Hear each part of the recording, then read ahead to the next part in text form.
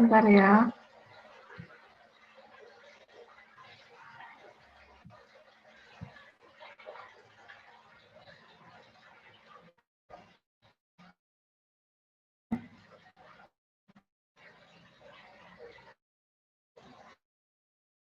Uh, mengulang ya, sedikit mengulang ya.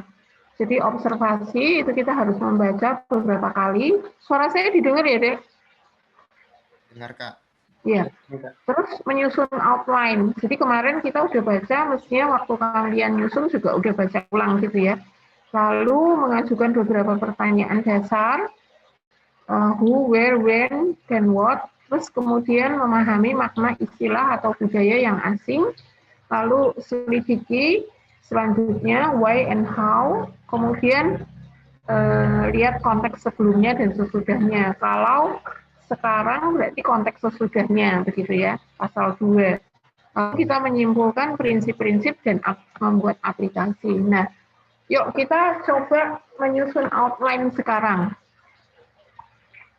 Ya, bandingkan dengan setting drama buku-buku layar, perhatikan perubahan fokus, pokok cerita, terus kemudian bisa setting lewat waktu, bisa setting tempat ya. Kalau di root 1 itu kan setting tempatnya kelihatan gitu ya.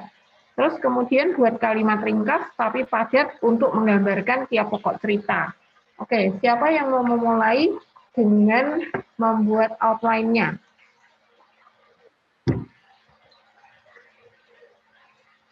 Yuk, silakan siapa yang mau buat outline-nya? Saya mungkin Ya, coba. yuk silakan. Ini yang pembagian itu kan, Kak? Ya, pembagian. Kalau saya dibagi 2. Jadi yang 1 sampai 15 itu menurut saya itu apanya fokusnya Naomi. Kemudian sampai 2 itu fokusnya Ruth. Oke, kamu baginya 2 ya. Oke. Ada lagi yang lain? Kalimat pendeknya nanti meringkasnya apa? Tentang apa? Jadi yang tentang Naomi tadi tentang apa? Terus yang tentang Ruth tentang apa? Karena kita kan perlu membuat kalimat yang ringkas ya, tapi padat untuk menggambarkan tiap pokok cerita. Jadi kan kamu punya 2 pokok cerita nih, Ruth sama Naomi, ya kan? Nah, yang Naomi apa, yang Ruth apa? Oke, Kak. Kalau yang Naomi itu yang pertama kan diceritakan dulu dia itu seorang perempuan dengan suaminya gitu kan, yang pergi dari Bethlehem ke Moab gitu kan, Kak. Baru suaminya meninggal. Kemudian sorry Dek, nggak usah diceritakan ulang, tapi kalimat yang bisa menggambarkan cerita itu, judul yang tentang Naomi judulnya apa, tentang Ruth judulnya apa gitu. Gimana ya, Kak?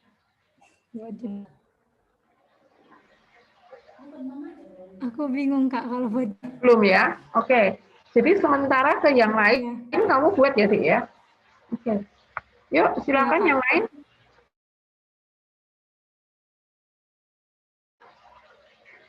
Silakan, siapa yang mau mencoba? Halo? Halo, suaraku masuk? Masuk, yuk, tapi kecil sekali. Oh, oke, Kak. Ini sudah kuat, Kak? Ya, sudah. Kalau aku membaginya menjadi 4 bagian, Kak. Oke. Ayat 1 sampai 5 itu menceritakan tentang keluarga Elimelek dan Naomi dan pergumulan yang dihadapi oleh keluarga tersebut. Lalu ayat 6 sampai 15 itu adalah cerita tentang pro kontra antara Naomi dan kedua menantunya terkait status mereka pulang atau tetap ikut Naomi gitu, Kak. Lalu selanjutnya ayat 16 sampai 18 itu adalah cerita tentang keputusan Ruth untuk tetap mengikuti Naomi. Lalu ayat 19 sampai ayat 22 itu adalah kisah sesudah Naomi pulang bersama dengan Ruth kembali ke Bethlehem begitu, Kak. Perjalanan pulang ya. Ya. Oke, 4 bagian. Tokohnya dua-dua ya berarti ya. Iya, Kak. Dua-duanya masuk gitu ya. Iya. Cuman yang poin pertama yang enggak ya. Poin pertama enggak, Kak. Yang Masih 1 sampai 5 itu enggak, terus 6 sampai habis itu tokohnya Naomi dan Ruth ya. Iya, Kak. Oke. Lanjut, siapa yang mau coba?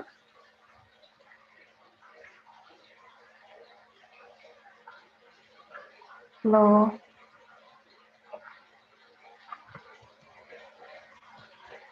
Ayo, silakan. Saya tidak bisa lihat wajah kalian. Karena di saya full screen ya.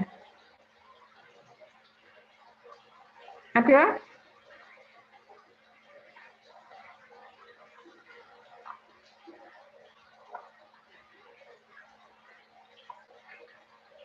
Ayo adik-adik, silakan.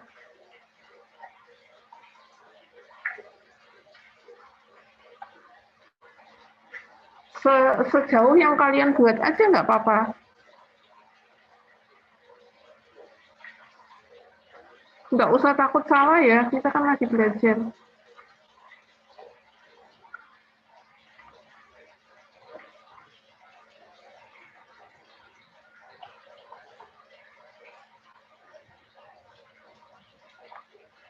Ayo, silakan.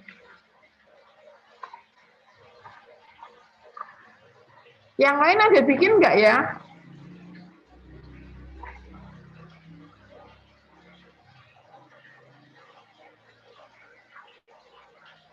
Aduh, kok diam semua? Teman-teman boleh menjawab mungkin. Halo. Ada buat ya?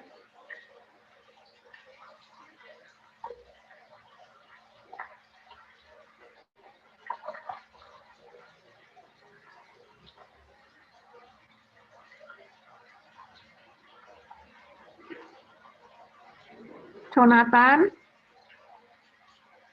Gimana? Ridel gimana? Ayo dicoba.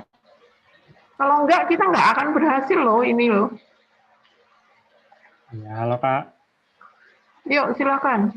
Ya, kalau dari aku membaginya berdasarkan itu Kak, tempat kejadian. Jadi kalau aku membaginya jadi tiga outline gitu. Yang pertama itu dari ayat 1 sampai 5. Kurang lebihnya aku buat kalimatnya bencana kelaparan terjadi di tanah Israel sehingga Elimelek dan keluarganya pindah ke Moab. Oke. Terus yang kedua dari ayat 6 sampai 18. Aku buat kalimatnya untuk meningkat, jadi Elimelek dan kedua anaknya meninggal, sehingga Naomi dan kedua menantunya kembali ke Bethlehem. Tapi Orpa kembali ke rumah ibunya saat di pertengahan jalan. Dan terakhir, Naomi dan Ruth tiba di Bethlehem, ayat 19 sampai 22. Gitu, Kak. Oke. Jadi 1, 5, 6 berapa, Dik? 6, 18, Kak. 6, 18 ya. 6, 18.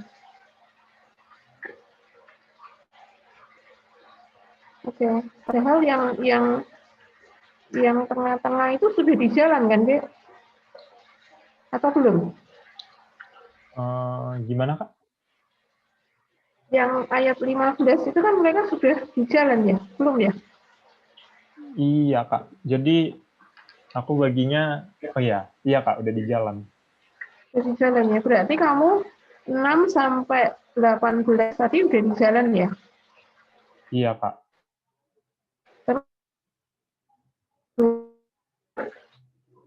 Apa? Maaf, Kak, putus-putus, kenapa? Oh, 18 sampai 19 sampai 22 itu apa? Naomi dan Ruth tiba di Bethlehem, Kak. Oh, sudah tiba. Oke. Ya. Silakan yang lain. Siapa yang mau mencoba?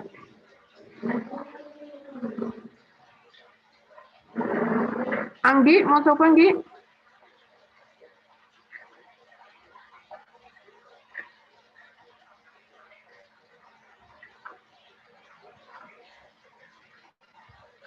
Anggi di unmute dulu. Mau coba kah?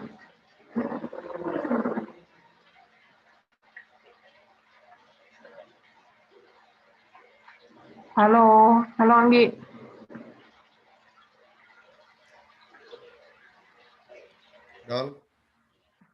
Doli. Elisa, ayo. Anggi ada di tempat nggak, Anggi? Atau terganggu?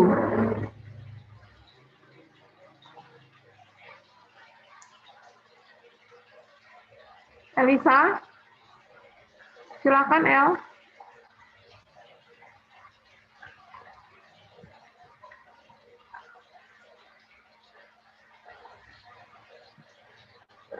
Nggak dengar ya, Elisa ya? Itu sudah dibuka mic-nya tapi nggak dengar ya. Teman-teman dengar Elisa nggak? Enggak, Kak. Enggak, Kak.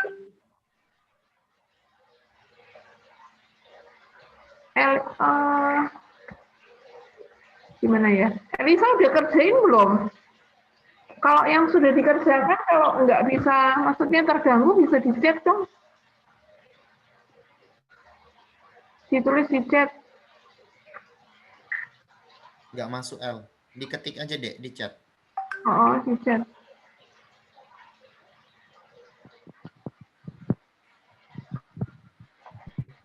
Maria.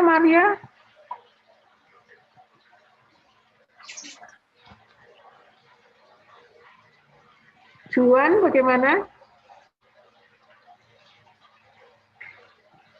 Maaf Kak, semalam saya tidak ikut Kak karena perlu ulang, jadi tidak Juan, tahu kalau ada PR. Oke, Juan tidak ikut ya? Oke. Levina? Juan, kalau gitu kamu baca dulu dari Rut pasal 1 ya?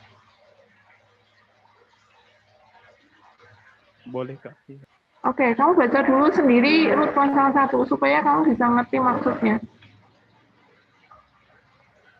Halo Kak. Iya. Saya masuk nggak ya? Siapa ya, Dik? Kamu, Dik? Ini Ian Kak. Ian, ya silakan ya. Iya.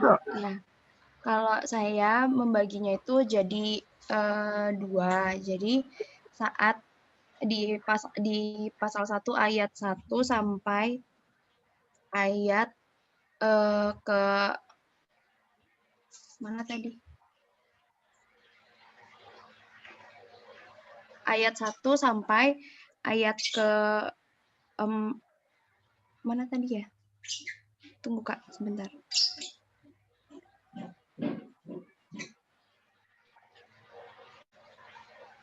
Oh, ayat 1 sampai ayat ke 6 itu saat Naomi, jadi dia menceritakan saat Naomi dan keluarganya itu dari yang pindah ke Moab, lalu mereka menetap di sana selama 10 tahun. Bisa.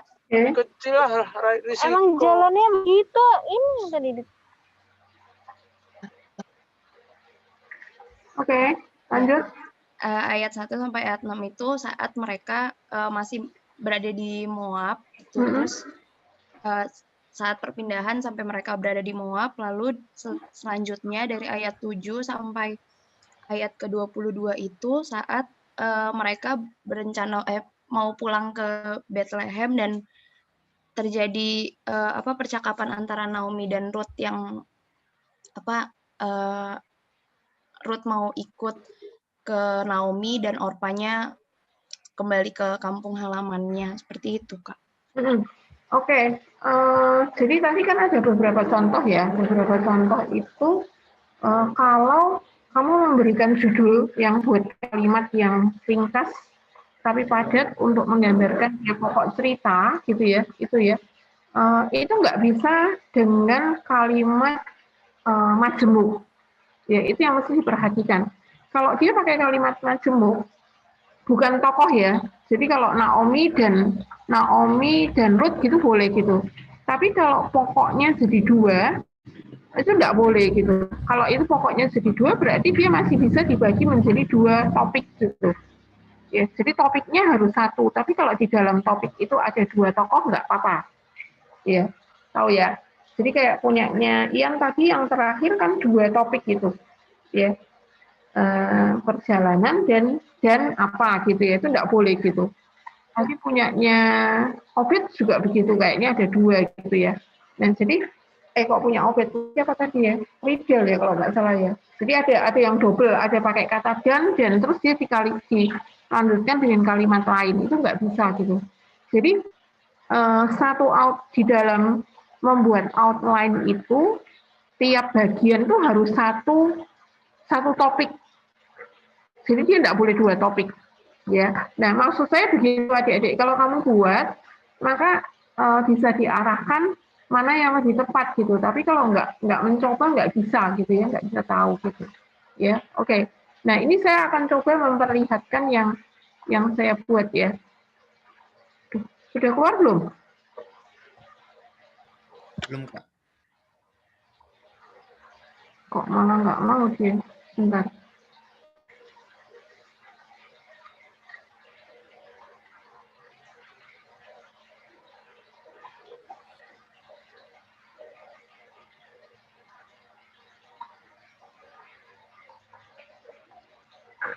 Nah, sudahkah? Ini ya? Belum, Kak, belum. Oh, belum? Iya, Kak.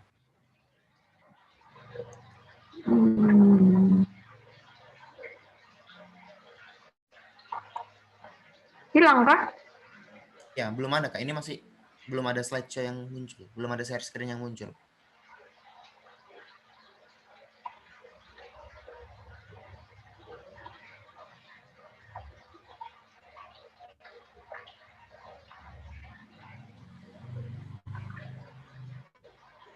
Sudah?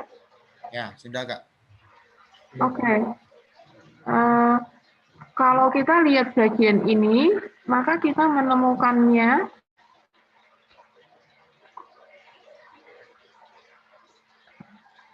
ya, saya besarin. Oke. Di pasal 1 ini kita bisa membaginya begini outline-nya. 1 sampai 5 itu tragedi yang dialami oleh Ruth di Moab. Ya. Terus kemudian yang 6 sampai 18 itu bisa Naomi dalam perjalanan kembali ke Israel, dan yang terakhir itu Naomi dan Ruth tiba di Bethlehem. Jadi kalau kita lihat dari pasal 1 ini 2 tokoh yang muncul, ya. Jadi tragedi yang dialami, sorry ini bukan Ruth ya, saya salah ya, Naomi ya harusnya ya. Ini tragedi yang dialami Naomi di Moab. Lalu yang kedua, Naomi dalam perjalanan kembali ke Israel. Terus kemudian Naomi dan Ruth tiba di Bethlehem, gitu. Ya. Jadi yang pertama itu tragedi yang dialami Naomi di Moab.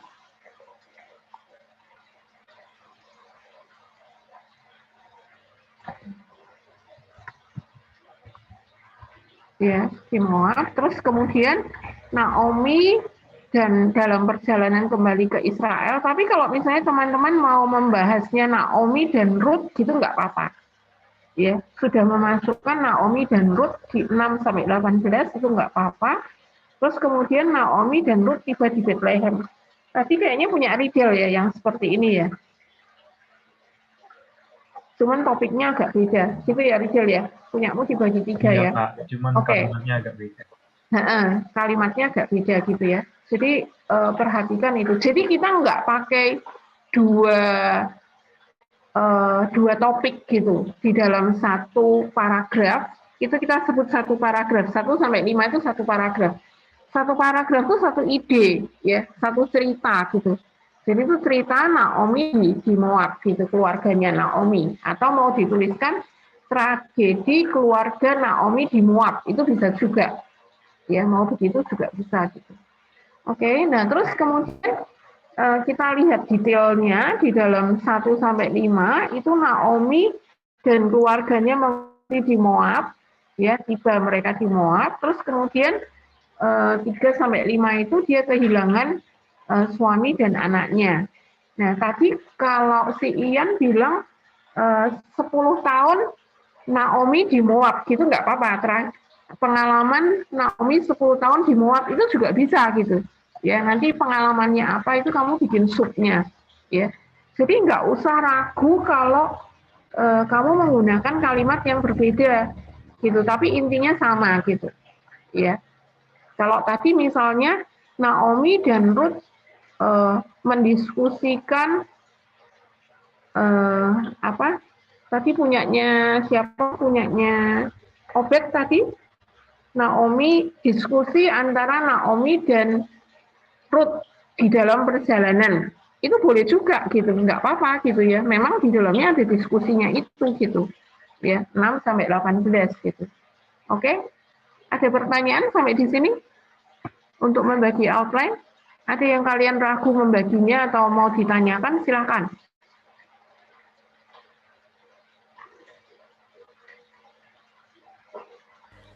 Cukup paham, Kak. Mungkin belum, Kak.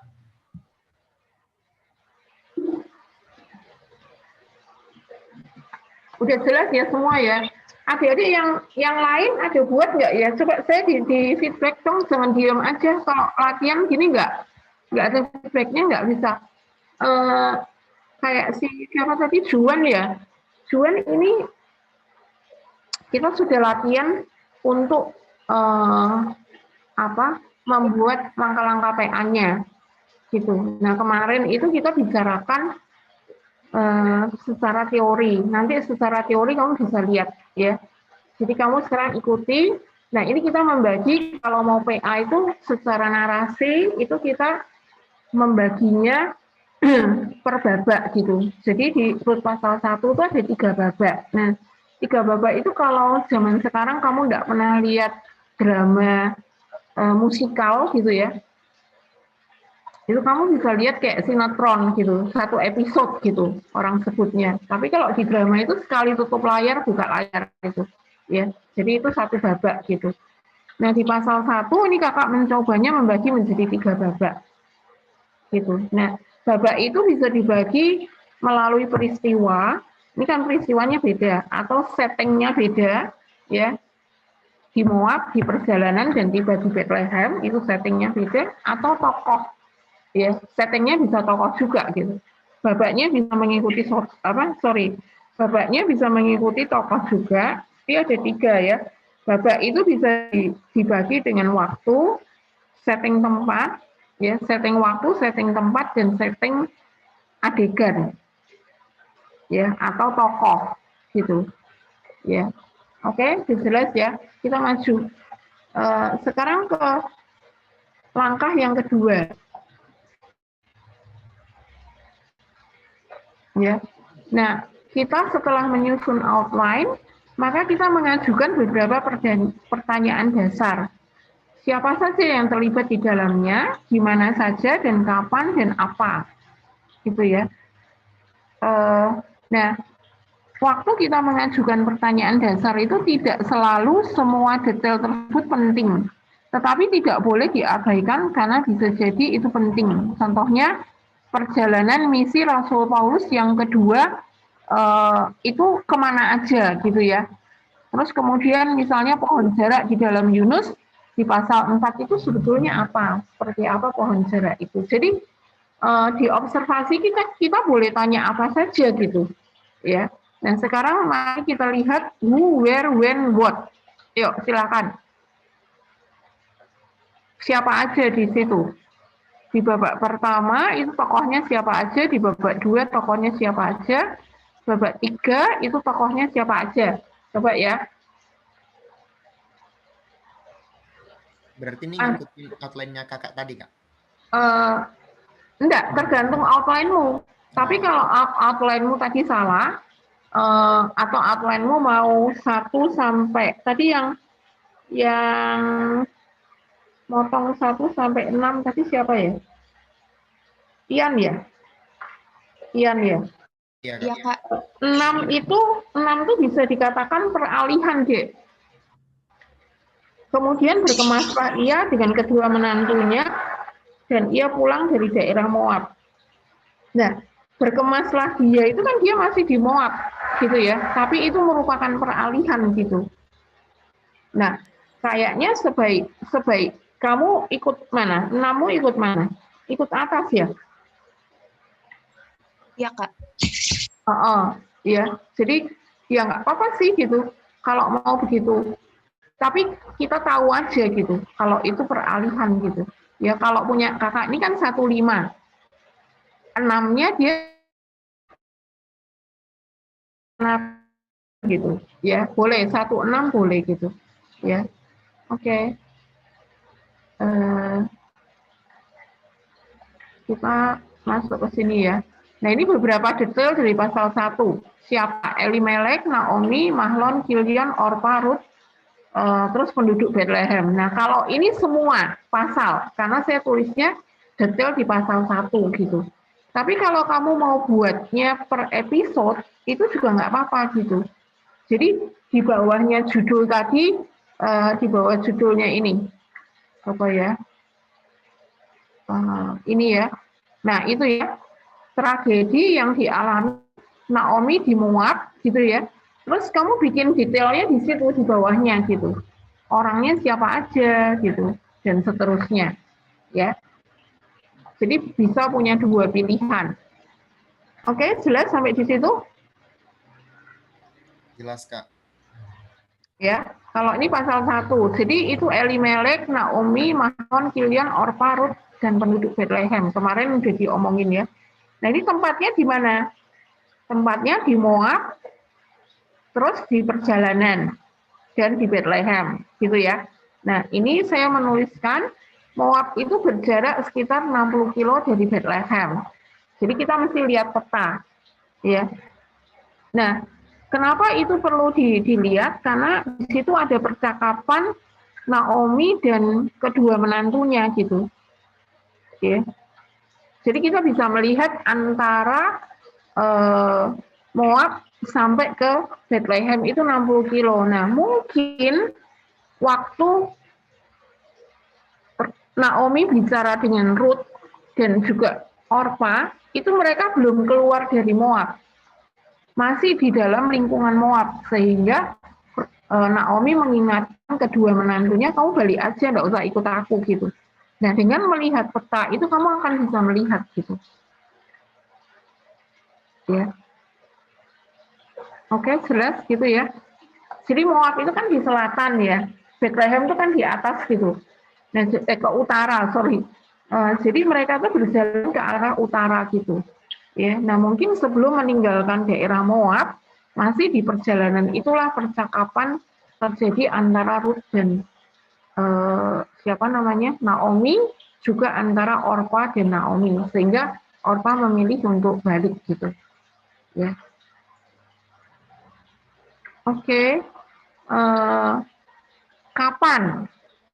Ini terjadinya di masa hakim-hakim memerintah atas Israel pada masa kelaparan di Bethlehem hingga ke masa kelaparan berakhir. Jadi peristiwa yang terjadi itu kan 10 tahun ya. Ayat 1 sampai ayat yang ke-6 atau ayat yang ke-5 itu kan 10 tahun. Ayat yang keempat itu kita lihat keduanya mengambil perempuan Moab, yang pertama bernama Orpa, yang kedua bernama Ruth, dan mereka diam di situ kira-kira 10 tahun lamanya.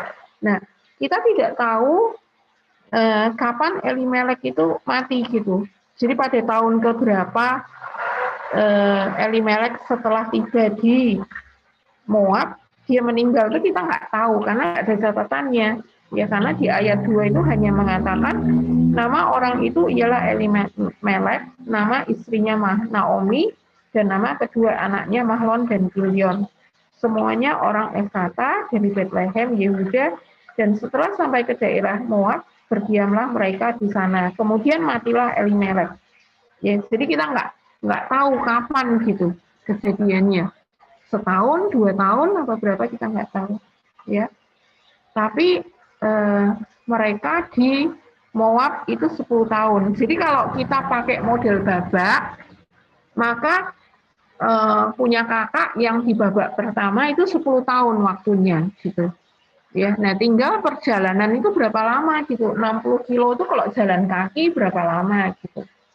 Ya, bagaimana kita bisa tahu jalan kaki berapa lama itu kan tergantung medannya. Ya kan medannya seperti apa? Apakah medannya gurun padang gurun atau seperti apa kita nggak tahu. Nah itu kita bisa lihat di ensiklo, ya kita bisa lihat di ensiklopedia Alkitab. Ya maka dari itu waktu kita PA itu kita membutuhkan beberapa alat bantu. Ya alat bantu itu peta, kamus, begitu ya, ensiklo gitu untuk lihat hal-hal yang kita perlukan gitu. Kayak misalnya kata Bethlehem. Kata Bethlehem itu artinya apa sih? Ternyata itu rumah roti gitu Bethlehem. Ya. Coba sekarang satu orang cari arti kata Elimelek. Yuk, coba cek di Google sabda gitu ya, arti nama Elimelek gitu coba. Mau coba jawab. Ya. Kalau yang saya dapat Elimelek itu berarti Tuhan adalah rajaku. Ya, kan menarik ya. Elimelek itu artinya Tuhan adalah rajaku. Nah, sementara Bethlehem itu adalah rumah roti gitu. Nah, pertanyaannya kenapa di rumah roti itu dia ada kelaparan, terus Tuhan yang adalah raja itu ditinggal sama Elimelek. Dia pergi ke Moab gitu. Menarik nggak itu? Kalau secara nama itu menarik gitu. Berarti Elimelek yang punya nama Tuhan adalah rajaku itu dia nggak percaya ya kalau Allah itu akan memeliharakan dia di rumah roti itu di Bethlehem itu gitu di masa kelaparan gitu. Nah kalau kita nggak tahu nama itu maka kita akan menganggapnya ya biasa aja lah orang kelaparan mau pindah rumah ya wajar gitu karena mungkin di Moab tidak ada kelaparan gitu. Ya, jadi logika kita yang mengatakan wajar itu dengan melihat nama dan juga memperhatikan situasi, maka aneh gitu kalau Elimelek yang punya nama Tuhan adalah rajaku tuh tidak punya keyakinan Allah yang adalah raja itu akan memeliharakan dia di Bethlehem gitu. Ya, berarti kita menemukan imannya Elimelek nggak kuat di situ gitu. Ya. Misalnya contohnya begitu, itu fungsi kita melihat gitu ya. Nah terus kita menemukan kapan itu pada masa hakim-hakim memerintah di Israel, gitu ya. Nah kita bisa juga melihat, sekarang kan kita bisa melihat ya, masa hakim-hakim memerintah di Israel, zamannya itu ada kelaparan tuh kira-kira tahun berapa gitu. Karena ini sejarah yang betul-betul terjadi, berarti ada berdasarkan sejarah gitu. Oke, gitu ya. Terus kemudian apa gitu? Ada kejadian apa gitu? Ada enggak yang signifikan di situ kejadiannya? Nah, kalau misalnya kita menganggapnya, ya, si Ruth ikut dengan Naomi dan Orpa pergi itu sesuatu yang signifikan buat kalian, ya ditulis aja nggak apa-apa gitu. Ya, nah kenapa kakak nggak menyertakan itu? Karena itu sudah dijelaskan di outline, ya sudah dijelaskan di outline tadi. Ini, ya Naomi menyuruh Ruth dan Orpa kembali kepada keluarganya masing-masing. Orpa pulang tapi Ruth tidak, ya. Ruth ikut memilih Naomi. Nah, kalau kalian akan menganggap komitmen daripada Ruth itu sesuatu yang signifikan, ada kejadian Ruth itu bertobat, menyatakan pertobatannya atau menyatakan keyakinannya gitu ya, bolehlah di situ, di tempat yang tadi dianggap signifikan. Ya. Nih ya, misalnya dituliskan di sini misalnya ya. mau diganti misalnya dengan root mengkomunikasikan imannya, gitu ya.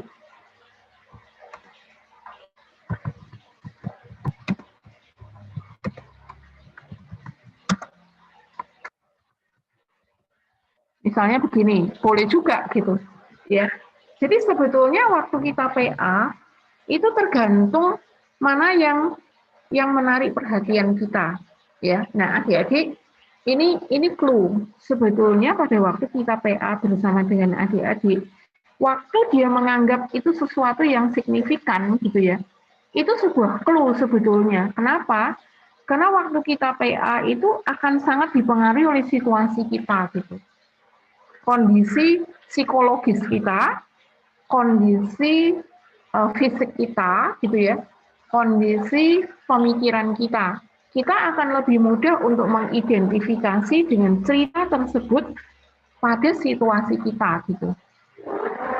Tahu ya? Nah, itu sebetulnya yang dikatakan bahwa Alkitab itu berbicara kepada kita di dalam situasi-situasi tertentu, gitu. Nah, kalau sebagai PKTB itu kita peka kepada jawaban itu, maka dengan cepat itu kita bisa masuk ke dalam persoalan adik-adik itu, gitu. Ya. Nah, menariknya itu kalau mendekati orang dengan PA itu begitu. Ya. Nah, saya kasih tip ini ya, maksudnya bocoran gitu ya.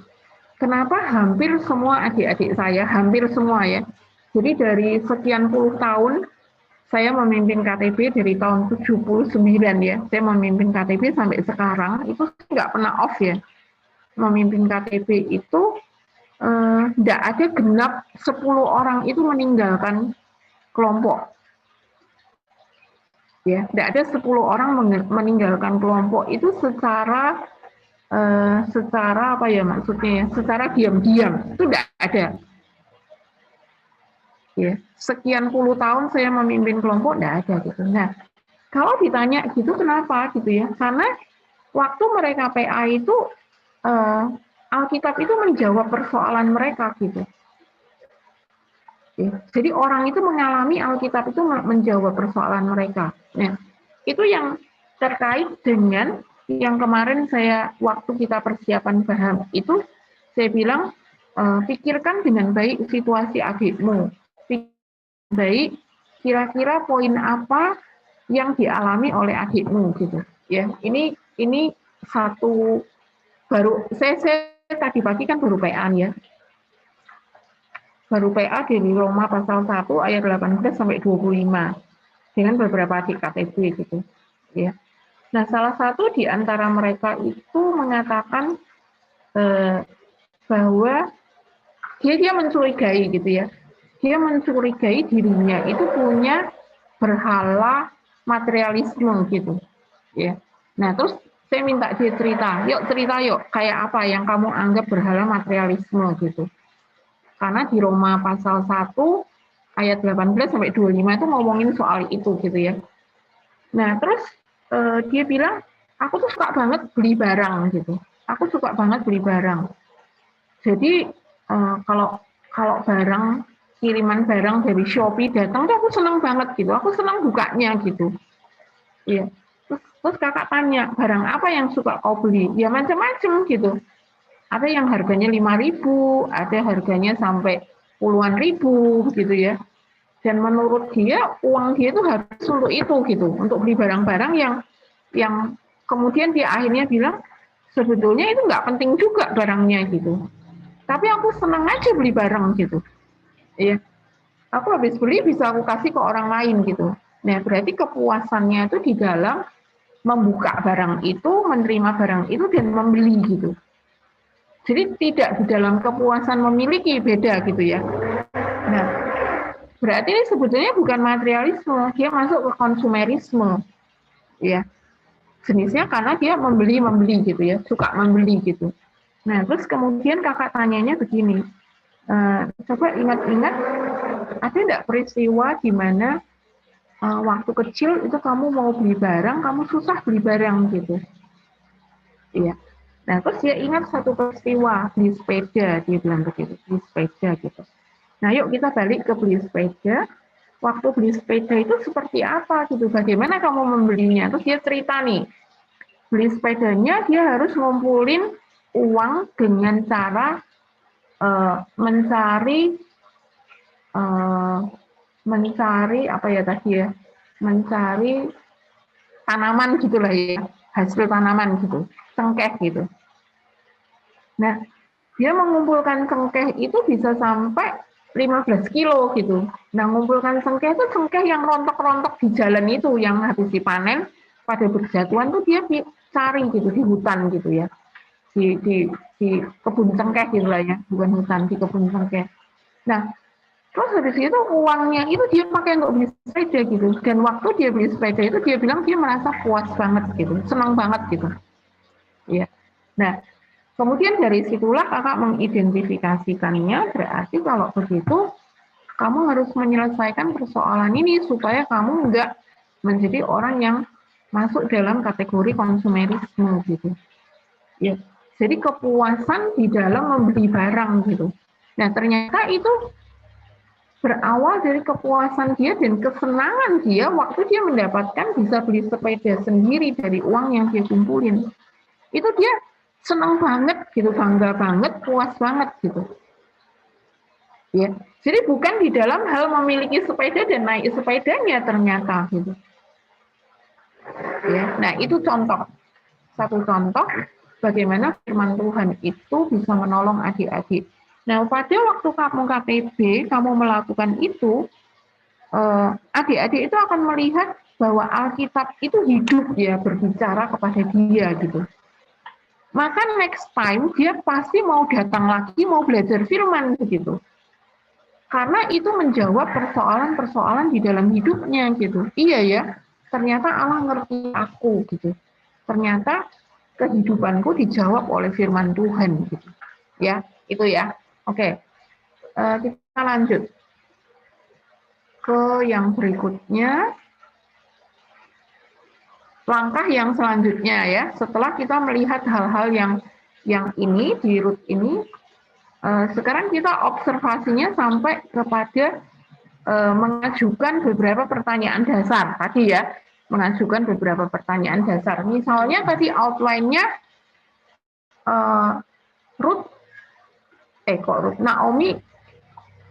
Naomi mengalami tragedi di Moab. Gitu ya, kita bisa mengajukan pertanyaan mengapa gitu ya, mengapa tragedi itu terjadi gitu. Jawabannya apa? Mengapa tragedi itu terjadi? Nggak ada jawabannya kan di situ, karena Alkitab tidak memberikan jawaban apa-apa gitu ya. Nah, kalau diobservasi itu kita nggak boleh mengarang sendiri pertanyaannya. Kalau diinterpretasi boleh, tapi kalau diobservasi tidak boleh. Ya, kita hanya boleh menemukan jawaban di perikop yang sesudahnya atau perikop sebelumnya, tapi harus ada di dalam Alkitab, gitu. Jadi pertanyaan itu jawabannya kita nggak tahu, gitu. Ya, itu di dalam kedaulatan Allah pasti, gitu. Ya, sampai suaminya mati, anak-anaknya mati, gitu ya. Kita nggak tahu kenapa, gitu. Tapi yang kita tahu adalah Elimelek meninggalkan Bethlehem yang adalah rumah roti gitu. Padahal Elimelek itu diberikan nama Elimelek supaya Allah itu menjadi raja. Dan ternyata dengan perpindahan dia ke Moab, itu kerajaan daripada Allah, ya Allah yang adalah raja itu tidak diyakini oleh Elimelek. Sehingga dia membawa seluruh hartanya keluar daripada Bethlehem. Ya. Nah, lalu kita bisa mengajukan misalnya di plot yang kedua, ya mengapa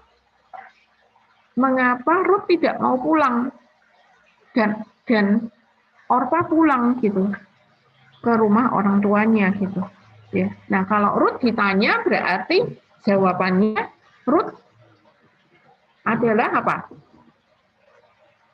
Ayo Coba dijawab. Kalau jawabannya Ruth apa? Kenapa Ruth nggak mau pulang ke rumah orang tuanya? Kenapa Orpa mau pulang ke orang tuanya?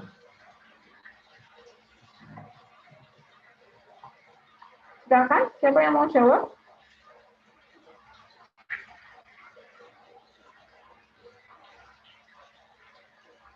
Apa keterangan di dalam Alkitab tentang Ruth? Di ayat yang ke 16, Kak. Apa? Menurut saya kenapa Ruth nggak mau pulang, karena Ruth meyakini bahwa bangsanya Naomi adalah bangsanya dan Allahnya Naomi adalah Allahnya, gitu Kak. Iya, ya gitu ya, gitu. Jadi dia mau ikut Ruth, dia mau ikut Naomi, Ruth mau ikut Naomi. Nah, kenapa Orpa nggak mau pulang? Kenapa Orpa pulang? Sorry, kenapa Orpa pulang? Kalau kita lihat dari bagian ini apa? Kalau kita lihat di dalam ayatnya yang ke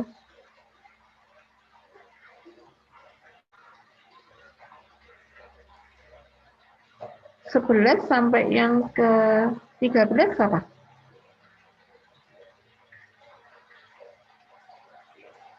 Karena Orpa satu sisi mungkin dia taat ya Kak sama Naomi. Ketika Naomi Atau setuju? Gimana? Setuju dengan pernyataan Naomi atau dia taat sama Naomi? Lebih kepada apa? Setuju mungkin Kak. Setuju ya. Jadi logis gitu loh, yang diomongin Naomi itu betul gitu. Berarti dengan kata lain kita bisa melihat Orpa itu beda banget sama Ruth ya. Ya kan? Dia logis gitu, logikanya jalan gitu, logis. Tapi kalau Ruth ini kita lihat dia punya iman. Karena dia mau mengatakan bangsamu, bangsaku, Allahmu, Allahku gitu. Di ayat yang ke-16 gitu. Ya, berarti Ruth ini sudah mengidentifikasi sebagai orang Yahudi, sementara Orpa tidak. Ya. Oke, gitu ya. Itu kita bisa mengajukan pertanyaan-pertanyaan yang di seputar itu. Nah, kalau pertanyaannya nggak bisa dijawab, nggak apa-apa, tinggalkan aja, nggak apa-apa. Nah, bagi kita, kalau kita nggak bisa jawab, maka itulah kesempatan kita untuk mencari resources lain, buku-buku, ya di perpustakaan. Atau kamu bisa mengajukan pertanyaan itu kepada PKTB-mu. Memperluas wawasanmu dan untuk memperluas pengenalanmu akan firman Tuhan. Jadi di sini kakak mau ngomong apa deh? Yang mau kakak omongin adalah kalau seseorang belajar Alkitab, maka akan membuat dia itu haus tuh seperti itu. Dia pengen tahu jawaban yang dia tidak ketemukan itu, dia akan kejar gitu. Kenapa ya kok begitu? Nah, itu akan mendorongmu untuk cinta kepada firman. Ya, tadi alasan yang pertama, cinta kepada firman karena firman itu menjawab kebutuhanmu. Yang kedua, membuat kamu mendorong kamu untuk belajar lebih jauh lagi. Karena apa? Karena kamu pengen tahu gitu. Ini harus ada jawabannya gitu. Jadi sebetulnya PA itu adalah seni bertanya. Makin banyak kita mengajukan pertanyaan kepada Alkitab, maka Alkitab itu makin memberikan jawaban kepada kita. Ya. Nah, itulah yang membuat kita makin hari itu makin tenggelam di dalam firman, dan yang dikatakan di dalam Yohanes 15 itu kita bisa tinggal di dalam firman itu seperti itu. Gitu. Ya. Dan itu mendorong kita pengen mengalami firman Tuhan. Gitu. Jadi sebetulnya saya ingin katakan bahwa adik KTB-mu belajar firman itu tergantung PKTB mendalami firman gitu. Ya. Kehausan AKTB kepada firman Allah itu tergantung PKTB-nya seberapa hausnya. Ya, kecintaan adik KTB kepada firman Tuhan itu tergantung kepada PKTB-nya seberapa cinta dia kepada firman Tuhan gitu. Ya. Akhirnya tuh dia bisa gini loh, nggak sharing tuh nggak apa-apa gitu. Ya, bukan sharing itu yang diutamakan di dalam KTB. Tapi dia mau belajar karena dia pengen tahu gitu. Ya. Nah, jadi itulah kunci kenapa KTB nggak akan bubar, itu karena orang belajar firman dan orang haus akan firman Tuhan. Ya. Nah, kita maju ke langkah yang keempat. memahami makna istilah budaya yang asing, baik yang terdengar aneh, ya, misalnya kata legion, kata dinar, bulan Elul, gitu ya, yang di mana di Nehemia, gitu ya, maupun yang sering kita dengar tapi belum kita pahami dengan baik, misalnya orang Parisi itu apa toh, orang Saduki itu apa, Sabat itu apa, gitu ya. Nah, kalau di sini misalnya tadi ya, tadi yang dimaksudkan dengan bangsaku, Tuhan Allahku itu apa gitu ya, itu misalnya dianggap asing gitu ya. Nah, terus kemudian kunci memahami kisah di dalam Matius 18 ayat 21 sampai 35 ini contoh ya, adalah memahami besarnya nilai 3 talenta dan 1 dinar pada masa itu gitu. Jadi 1 talenta dan 1 dinar itu bisa enggak kita tarik kepada uang di masa kini? Bisa ya, bisa enggak gitu. Kalau dia bentuknya emas, berarti kita tinggal mengkalikan harga emas gitu ya. Tapi kalau yang lain-lainnya mungkin enggak bisa gitu. Misalnya 1 dinar itu dapat makanan seberapa gitu ya. Dapat rumah segede apa gitu enggak bisa karena itu beda gitu ya. Jadi kita perlu melihat konteks itu dengan baik gitu. Ya, memahami makna istilah dan budaya di masa itu. Oke, kita maju lagi. Ini, ya. Ini saya coba melihat kata ini. Ya, Naomi itu artinya menyenangkan, Mara itu pahit. Sehingga dia bilang, jangan panggil aku Naomi karena aku sekarang mengalami kesusahan gitu. Ya, itu kata asing yang bisa kita lihat. Terus tadi Elimelek, ya, Tuhan adalah raja, Bethlehem itu rumah roti misalnya begitu ya. Oke, kita maju lagi ya. Sekarang kita mau menyelidiki lebih lanjut Astingling. Ini penting banget, telusuri lebih lanjut garis besar yang ada, kaitkan detail-detail satu dengan yang lainnya. Kemudian kita menyelidiki mengapa sesuatu terjadi dan bagaimana sesuatu itu terjadi ya. Bagian ini menuntut kreativitas sekaligus ketelitian kita.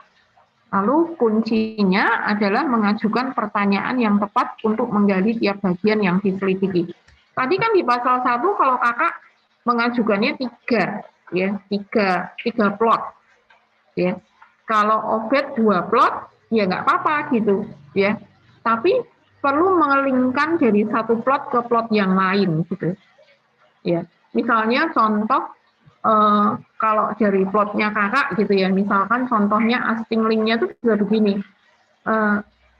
mengapa Naomi setelah mendengar di Bethlehem sudah ada panen, Allah sudah bekerja di Bethlehem, sudah tidak masa kelaparan lagi gitu ya, itu Naomi mau pulang gitu ke Bethlehem saja gitu.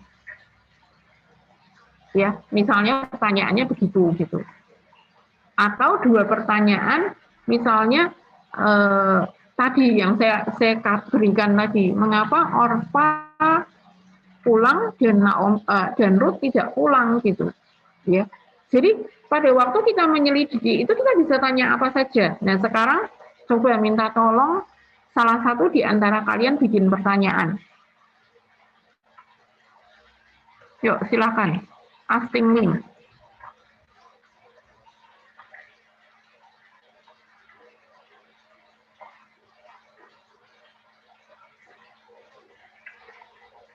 Yuk, yang dari tadi belum terlibat, silakan untuk terlibat. Juan kalau mau kasih pertanyaan silakan. Pertanyaan dari pasal 1 ya. Apa saja boleh kalian tanya, namanya ask ya. Yuk, tadi saya bilang kalau makin kita bertanya, Alkitab itu menjawab.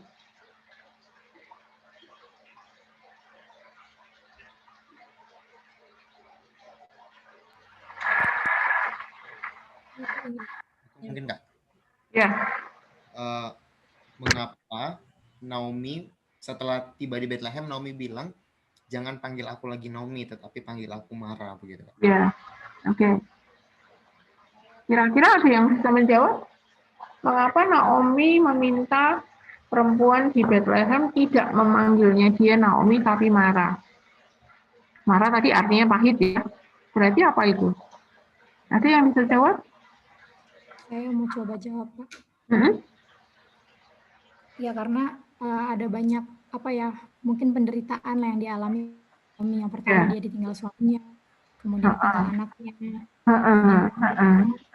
dia harus menghadapi ya menantunya yang ikut, padahal kan seharusnya menantunya bisa saja menikah dengan yang lain gitu kan Kak. Cuman nggak enak mungkin gitu Kak. Nanti dia masih harus tanggung jawab sama menantunya kan ya, karena dia ikut gitu kan. Padahal dia tidak punya apa-apa gitu, ya tidak punya, maksudnya dia katakan kan dengan tangan penuh aku pergi, dengan tangan kosong aku pulang gitu kan. Jadi dia mengatakan dia sudah miskin nih gitu, ya dulunya dia kaya nih waktu dia meninggalkan Bethlehem gitu ya.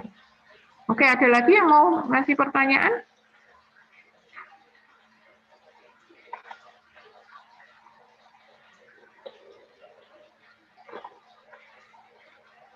Silakan.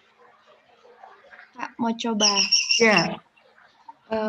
Mengapa Elimelek dan keluarganya pindah ke daerah Moab? Itu bisa? Ya, bisa. Kenapa? Karena di tanah Bethlehem itu sedang terjadi bencana kelaparan itu. Itu yang tersurat ya, yang tersurat gitu kan. Tapi kalau yang tersirat tadi bisa kamu lihat dari namanya tadi deh. Namanya Tuhan adalah Raja, Bethlehem rumah roti, gitu ya. Kalau kita berpikir secara logika itu dia kan kaya gitu ya. Berarti kan masih punya barang kan harusnya kan. Ya. Berarti ngapain dia pindah gitu? Berarti kan ada tidak keyakinan akan masa depannya gitu ya. Nah, kalau sudah begitu itu kita sudah masuk ke ranah interpretasi. Ya. Tapi kalau ini masih observasi ya tadi jawabannya hanya karena ada bencana kelaparan gitu. Ya, saya mau menunjukkan perbedaan interpretasi dan observasi. Penafsiran kita itu interpretasi. Ya. Oke, sudah ya, mulai jelas ya. Oke, kita maju. Ini contohnya. Menggunakan outline sebagai patokan ya, tragedi yang dialami oleh Ruth di Moab. Lalu dia mengungsi, terus Naomi kehilangan. Nah, kita bisa bertanya mengapa Naomi sekeluarga mengungsi ke Moab, gitu ya. Terus apa tujuan mereka mengungsi? Apa tujuan mereka mengungsi tercapai? Tercapai enggak? Tercapai enggak? Dia mengungsi itu kan sebetulnya untuk apa sih? Untuk menghindari kelaparan, ya kan? Untuk menghindari kelaparan itu berarti dia pengennya hidup terus gitu kan ya? Iya, Kak. Enggak mati gitu. Tapi tercapai enggak? Enggak, Kak. Enggak, ternyata 3 anggota keluarganya mati gitu. Serem banget ya.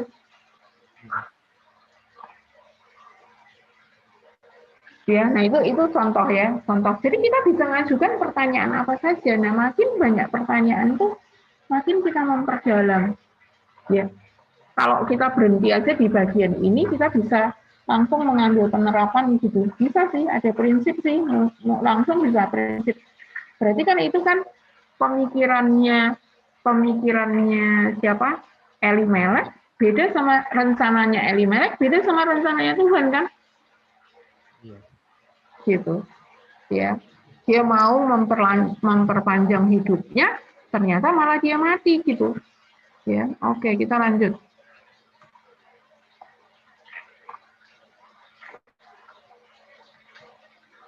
ya. Menggunakan outline lagi ayat 6 sampai 18 gitu ya. Terus kita bisa mengajukan pertanyaan, mengapa Naomi menyuruh Ruth dan Orpa pulang tadi ya, saya ada tanya ya. Mengapa Ruth dan Orpa bersikeras ingin ikut Naomi gitu. Ya, terus kemudian mengapa Orpa akhirnya pulang sedangkan Ruth tetap ikut Naomi kembali ya. Ini udah kita tanya ya. Oke, kita maju lagi. Selidiki hal-hal yang mengandung tanda tanya. Kalau tadi kan beda ya. Itu menghubungkan antara menyelidiki di dalam setiap outline itu gitu ya. Nah, ini sekarang yang mengandung tanda tanya. Nah, ini masalah budaya. Mengapa Naomi bicara tentang kemungkinan dan ketidakmungkinan Ruth dan Orpa menikah dengan anak-anak yang mungkin atau tidak mungkin ia lahirkan. Ya, kemarin saya sudah bilang, ya ini sesuatu budaya di Israel, kalau abang adik itu punya istri, kalau istri abangnya meninggal, adiknya belum menikah, kalau abangnya meninggal, istrinya masih hidup, maka adiknya itu yang menggantikan jadi suami daripada kakak iparnya gitu. Ya, itu satu budaya gitu. Ya. Nah, budaya ini juga kelihatan waktu Yehuda punya anak, ya kan? Anaknya mati, terus anaknya kedua menikah, mati lagi, lalu anak yang ketiga masih kecil, dia tidak izinkan itu. Ya. Terus dia bilang nanti aja kalau sudah gede, aku antar kepadamu gitu. Dan ternyata enggak, ya kan? Oke, itu ya. Nah, ini contohnya konkret kita lihat. Lalu, mengapa Naomi ingin namanya diganti dengan Mara tadi ya? Oke, lanjut ya. Itu jadi sesuatu yang berkaitan dengan istilah-istilah. Nah, misalnya kata atau kalimat tertentu yang diulang-ulang. Nah, ini menarik ya. Kalau kita lagi PA, itu fokus penulis ada di situ itu akan kita bisa lihat dari kata yang dia pakai terus gitu. Ya, dia gunakan berulang-ulang gitu. Ya. Nah, ini dikatakan di situ lebih baik aku mati daripada hidup. Ya. Misalnya contoh di Yunus itu di cerita Yunus itu berulang itu layakkah engkau marah gitu. Terus Yunus bilang enggak lah, lebih baik aku mati gitu. Ya. Lebih baik aku mati daripada hidup, itu berulang-ulang dipakai oleh Yunus gitu. Ya, ini contoh yang bisa kita pakai. Oke. Nah, di dalam cerita ini pasal 1 ada enggak kata yang berulang? Coba dilihat. Kata yang berulang.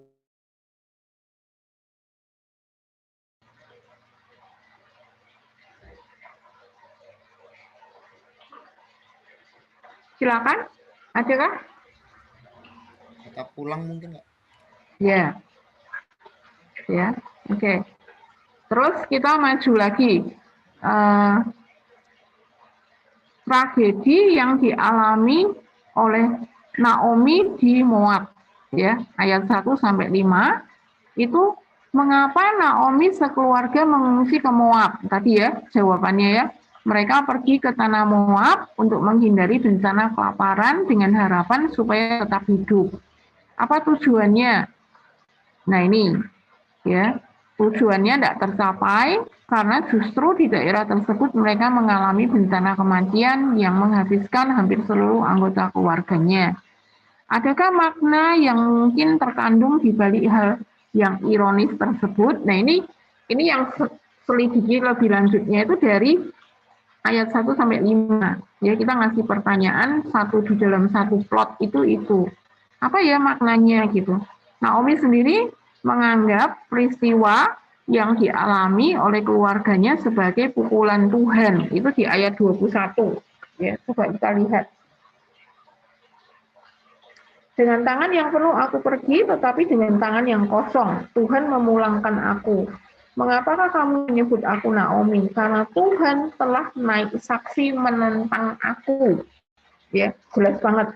Yang Maha Kuasa telah mendatangkan malapetaka kepadaku. Jadi Naomi menganggapnya Tuhan itu sedang menentang dia. Berarti kita bisa mengatakan keputusan Elimelek itu pergi daripada Bethlehem ke Moab itu sebuah tindakan yang salah gitu, sehingga Allah menentang dia.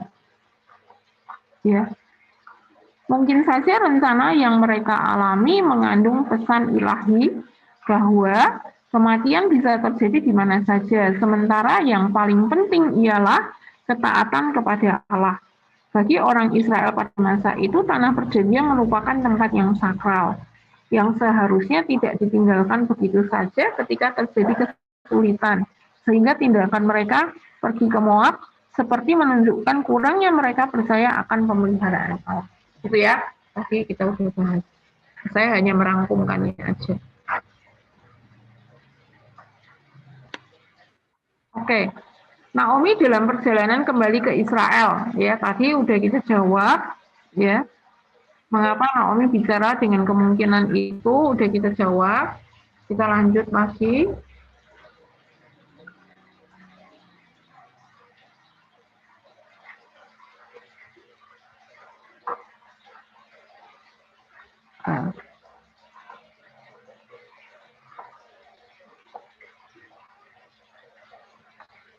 Ya,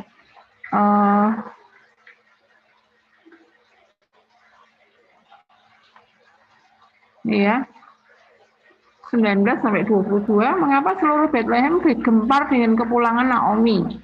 Ya, kehadirannya kembali setelah lebih dari 10 tahun di Moab sangat mungkin mengagetkan mereka. Selain itu mungkin kehadirannya tanpa suami dan kedua anaknya juga mengandung tanda tanya. Ya, mengapa Naomi minta disebut Mara? Arti Mara itu pahit, dirasanya lebih tepat untuk mengungkapkan apa yang dialaminya di Moab dibandingkan dengan Naomi yang menyenangkan, gitu ya. Jadi dia ingin katakan hidupku tuh sebenarnya nggak senang loh, gitu. Ya, oke. Nah, sekarang kita lihat ke poin yang ke-6, lihat konteksnya, lihat bagian yang sebelumnya. Nah, konteksnya, bagian ini merupakan awal dari rangkaian kisah yang klimaksnya terdapat pada pasal 4. Ya, bagian ini menggambarkan suasana yang sangat kelabu dalam hidupnya Naomi, yang berangsur-angsur akan berubah menjadi terang benderang di akhir cerita. Ya, di akhir cerita itu kan Ruth punya anak dengan Boaz. Ya, Boaz itu masih saudaranya Elimelek. Nah, di zaman itu ini juga ada satu konteks lagi gitu. Di zamannya itu ternyata kalau keluarganya itu menjanda gitu ya, maka janda ini harus dipelihara oleh keluarga yang paling dekat gitu. Nah, Boaz dan satu orang lagi yang tidak disebut namanya itu dikatakan dia adalah keluarga yang paling dekat yang disebut sebagai penebus. Ya, nah akhirnya Ruth ini sama Boaz menikah, gitu ya, punya anak, gitu. Ya, oke. Nah, sampailah kita ke interpretasi. Dari ribuan tahun lalu kita berusaha menemukan prinsip kebenaran yang bisa melampaui ruang dan waktu untuk kita bawa ke dunia masa kini, gitu ya. Jadi kita harus ketemukan prinsipnya dulu, baru bisa kita tarik ke dalam kehidupan kita sehari-hari, ya. Nah, berdasarkan data-data yang sudah diolah pada tahap sebelumnya, simpulkan pengajaran atau prinsip-prinsip kebenaran yang bisa ditarik dari kisah tersebut.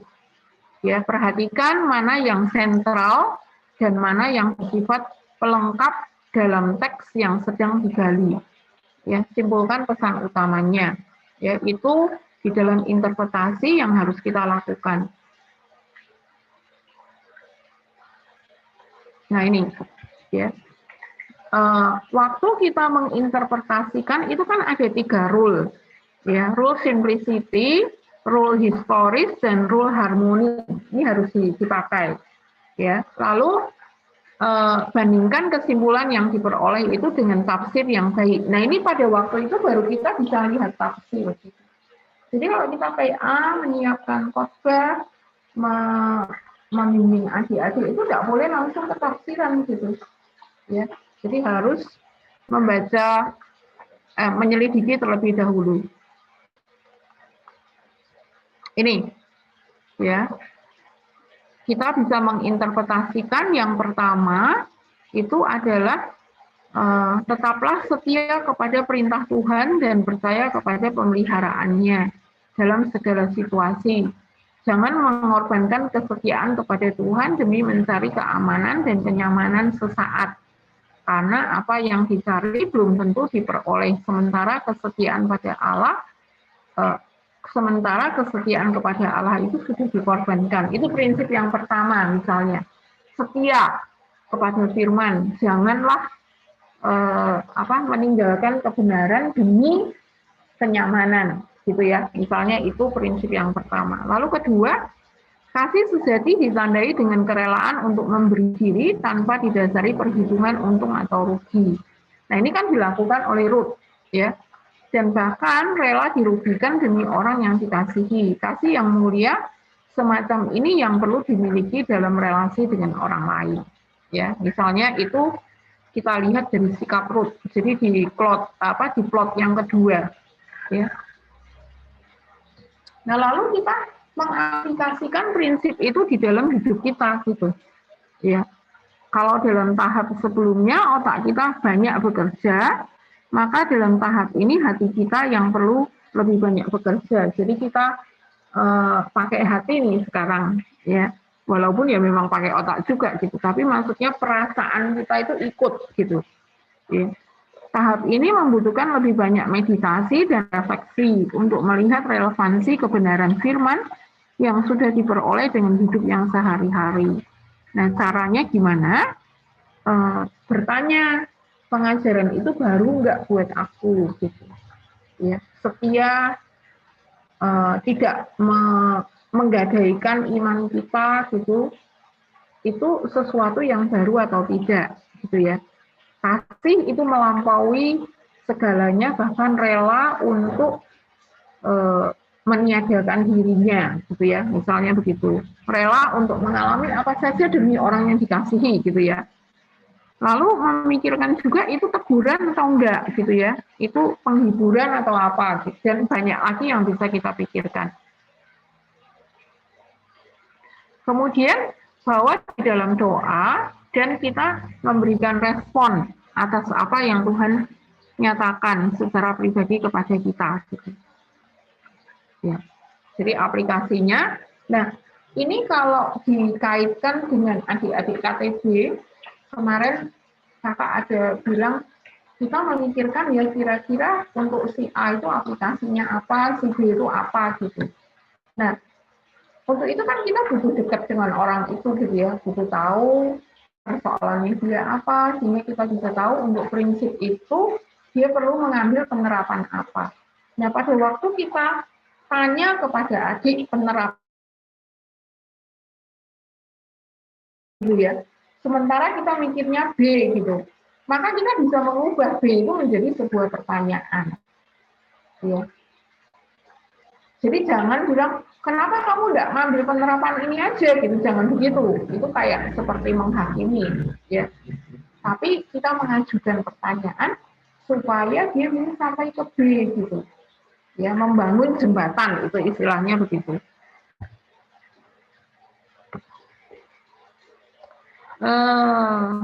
Oke. Ya. Adakah kecenderungan dalam diri saya untuk meninggalkan kesetiaan kepada Tuhan demi mencari rasa aman dan nyaman ketika menghadapi masa-masa sulit? Ya, apakah yang perlu saya lakukan untuk mengatasi hal tersebut? Lalu, kasih seperti apa yang saya miliki dalam relasi saya dengan orang lain, termasuk dengan keluarga? Apa yang perlu saya lakukan supaya kasih seperti yang dimiliki oleh Ruth tumbuh dalam diri saya? Jadi sebetulnya kita perlu ngecek gitu, perlu bertanya, perlu mengevaluasi diri, ya. Jadi pada waktu kita belajar kemarin waktu kita mempersiapkan itu kan looking backward, looking forward, gitu ya. Dan looking backward-nya itu melihat ke belakangnya itu mengevaluasi, gitu. Adakah hidup saya, gitu ya, cenderung begini-begini, itu evaluasi ke belakang. Lalu apa yang aku mau lakukan itu looking forward, ya, melihat ke depan. Kalau ke depan itu kayak apa?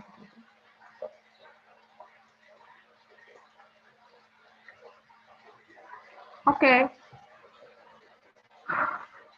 Ada yang mau ditanyakan dari sini?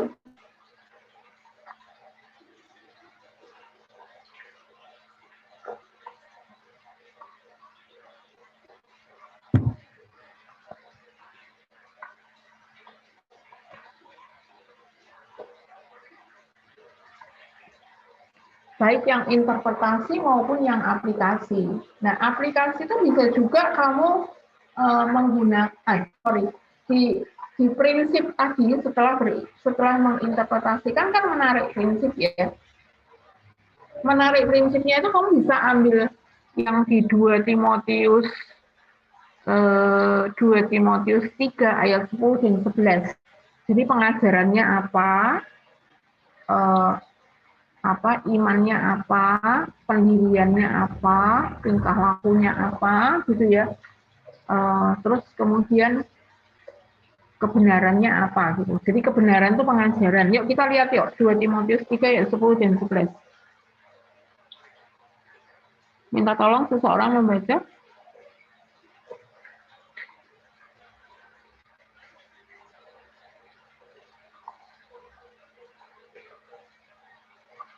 Silakan seseorang membaca. 2 Timotius 3, 10-11. Tetapi engkau telah mengikuti ajaranku, cara hidupku, pendirianku, imanku, kesabaranku, kasihku, dan ketekunanku. Engkau telah ikut menderita penganiayaan dan sengsara seperti yang telah menderita di Antioquia dan di Iconium dan di Listra. Semua penganiayaan itu kuderita dan Tuhan telah melepaskan aku daripadanya. Ya, kalau yang dikatakan di sini itu mengikuti ajaran. Ajaran itu ya apa yang firman Tuhan katakan setelah kita selidiki itu ya. Ya, itu namanya ajaran. Nah, dari ajaran itu akan muncul pendirian. Pendirian itu prinsip. Akan ketemu prinsip. Nah, prinsip itu biasanya dengan pertanyaan mengapa, apa tujuannya, apa alasannya, itu akan muncul prinsip. Ya. Nah, dari ajaran itu juga akan ketemu iman. Berarti misalnya dari pelajaran ini itu iman apa yang perlu kita bangun? Oh, aku harus beriman kepada Allah yang memeliharakan gitu. Ya, ternyata di Bethlehem banyak orang nggak mati loh karena masa kelaparan yang sama gitu. Tapi ternyata Elimelek begitu takutnya sehingga dia membawa semua hartanya malah dia mati gitu. Ya. Nah di Bethlehem itu ada keluarganya Elimelek termasuk Boas gitu. Ya nggak apa-apa tuh mereka, tetap aja mereka hidup gitu. Oh berarti aku harus punya iman kepada Allah yang memeliharakan gitu. Ya. Nah itu iman namanya. Prinsip beda, iman beda, cara hidup gitu. Cara hidupnya kalau begitu apa ya cara hidup apa yang aku harus sesuaikan dengan kebenaran firman Tuhan. Misalnya kalau sekarang aku boros berarti aku harus membalancing keuanganku misalnya. Aku harus tahu mana yang aku boleh beli dan mana yang tidak boleh. Sehingga di masa sulit aku nggak menjadi seperti Elimelek gitu, ya. Karena Allah sudah memberkati gitu. Ya misalnya gitu, oh aku mau mulai menabung kok gitu. Siapa tahu nanti terjadi masa-masa sulit gitu, ya dan sebagainya. Nah itu perubahan daripada cara hidup. Nah kemudian yang namanya kesabaran, kasih, ketekunan itu kita sebut karakter. Nah dari pengajaran yang kita peroleh, ini yang kita punya, yang kita dapatkan dari bagian itu, terus pendirian yang aku punya, itu akan aku lakukan dengan cara hidup A, gitu ya. Nah, cara hidup itulah yang kemudian kalau aku lakukan terus menjadi sebuah karakter. Jadi, tadi misalnya, dengan menabung, karakter apa yang aku akan bangun di situ? Oh, karakter supaya aku tidak boros, misalnya kayak begitu. Atau supaya aku jadi orang yang suka memberi, misalnya. Kalau melihat ada orang yang kelaparan, misalnya kayak begitu ya. Nah, adik-adik hal-hal semacam ini, penerapan semacam ini adalah tergantung orangnya itu seperti apa gitu. Firman Tuhan bicaranya di mana. Ya, maka dia akan bisa melakukan hal tersebut. Oke, tambahannya ke situ. Ada pertanyaan?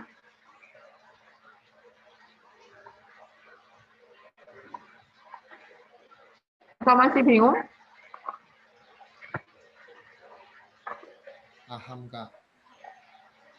Paham ya? Yang lain?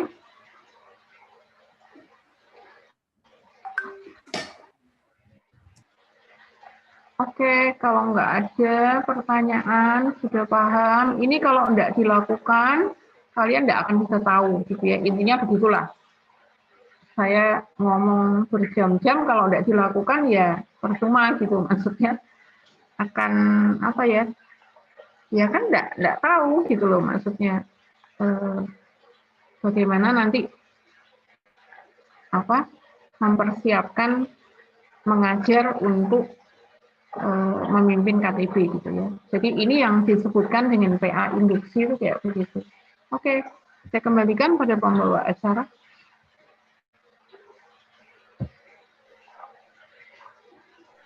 Baik, terima kasih Kak Yudit yang telah membawakan materi. Karena tadi udah ada sesi tanya jawab, mungkin kita bakal sampai ke penghujung acara. Tapi sebelumnya mana tahu ada teman-teman yang mau bertanya, masih diberikan kesempatan, apakah ada?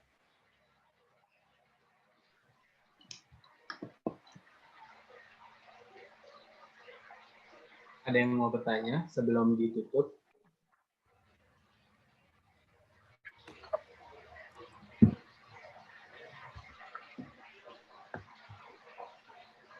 Mungkin tidak ada.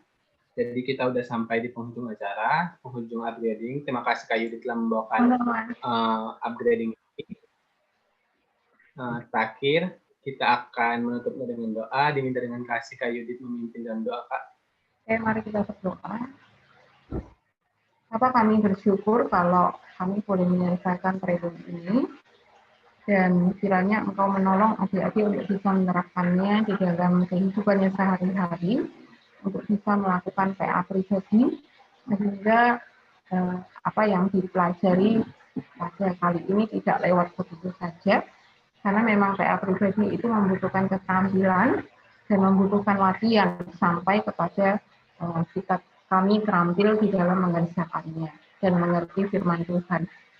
Kami rindu supaya kami bisa mempelajari dan melakukannya dengan baik agar kami tidak menyesatkan adik-adik KTB kami. Terima kasih Tuhan. Terpujilah Engkau di dalam nama Yesus kami berdoa. Amin. Amin. Terima kasih Kak Yudit. Terima kasih teman-teman yang udah mau meluangkan waktunya. Semoga materinya bermanfaat. Sampai sini upgrading-nya. Sampai jumpa di upgrading kedepannya. Terima kasih. Sebelum itu kita akan melaksanakan sesi foto dulu Kak. Oh iya. Teman-teman boleh on cam untuk melakukan sesi foto.